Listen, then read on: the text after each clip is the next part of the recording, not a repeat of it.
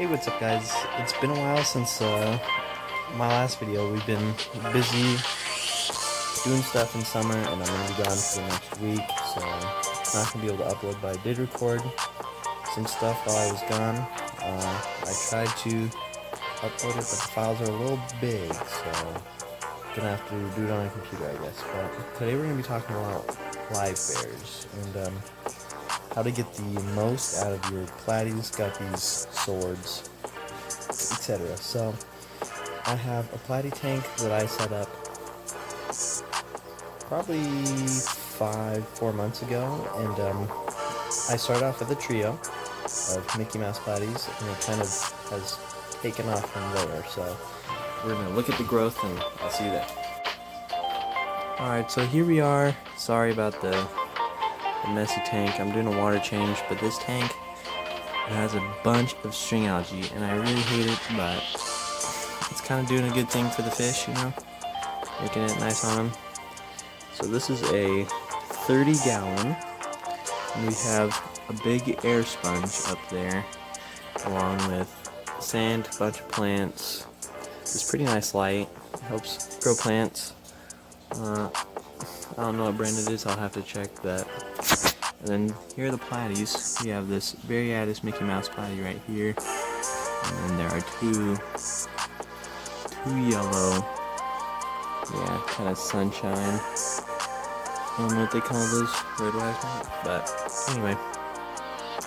We also have some bristlenose plecos in here, but as you can see, tons of babies. And we even got like these little newborn guys in here too. So we have fish of many different sizes, and we did this within a couple months. We went from 3 to I think around, I don't know how many are in here, probably around 50 or 60. But I'm going to go ahead and finish this up, and I'm going to give you guys some tips on what you can do to make your live bears kind of just explode. Alright, so we finished the water change here. The water's still a little bit bubbly. See all these little bubbles that are sticking to everything? Kind of pulling everything up, but this right here, we're going to start off by talking with water, like water quality. So you're going to want to do like a 20% water change either weekly or twice a week, because clean water is really important to getting them to grow faster and to breed faster if you're trying to get to your first 100 fry as soon as possible. Another thing about water is the temperature. So I have this at 80 degrees. Platies could go from 70 to 70, or 70 to 80 and above, you know. They're pretty resilient. They're tropical fish, but I suggest if you're doing a breeding tank, do it at 80. What this does is it speeds up their metabolism, so they eat faster and their babies grow faster, which is pretty nice. But they're also going to poop more, so you're going to have to clean it more often. Now, here's a big thing is plant cover. You want cover, because here's the first thing. Platies normally have around 20-ish babies, 20 to 15. Alright, but here's the thing. So many of them get eaten. Like, I don't even know if you could see that little guy moving all the way in the back there. But that's like bite size for them, okay? Like, even these smaller ones could eat them. So you want plants. As you can see, this whole thing's pretty much green because it's just covered in plants and algae. And it may not look very pretty, but it's a great hiding spot for those fry. And so that's why you get such a high survival rate. And that's why all these guys made it to big size. Another thing that helps them is food. I'm getting into food here. So this is baby brine shrimp. Now you could hatch this if you want on your own. And I think I'm going to make a video on that earlier. I'm going to try and hatch some live brine shrimp. And here is brine shrimp you could buy in slabs. Now that's pretty good. Baby brine you could feed to adults and babies. So I'm going to go ahead and do that now. Okay. Here we go. So all those little dots right there, that's all baby brine. Now it's kind of blending in with the bubbles right now, but once they catch on that it's food, they'll start going crazy for it.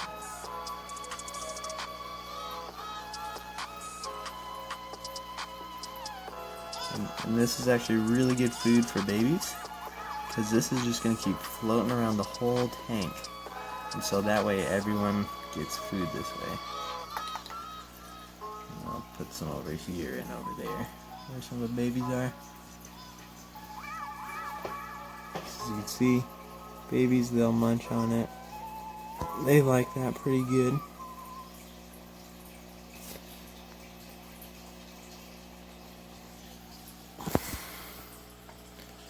So this is just going to float around the water, and they're just going to keep going, munching on it everywhere.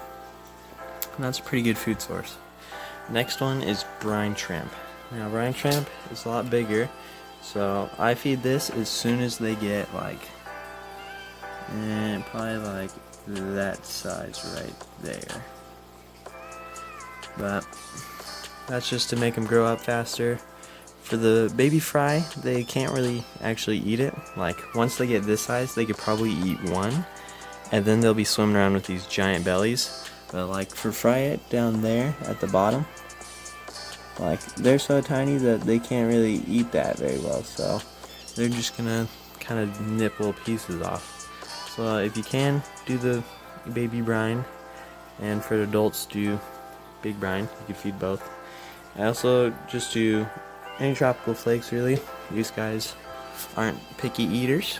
That's one of my favorite parts about platies, is that they have nice big appetite. So we've covered food, temperature, plants. Oh yeah, I guess I could get into some specific plants.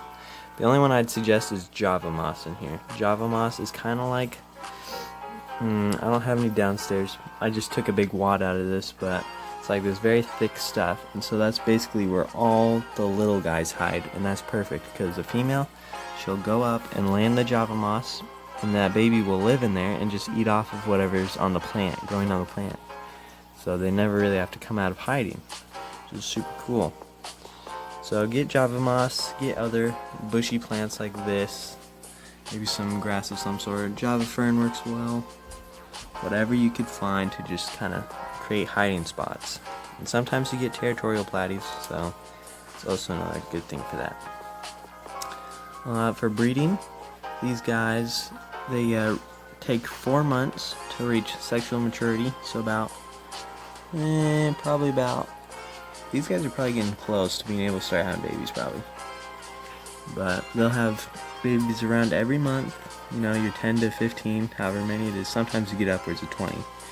But like, that's if you have a pretty established colony going. As soon as you reach this point, they kind of stop eating their babies, because they're so used to having these little guys swimming around that they don't really even care about them that much.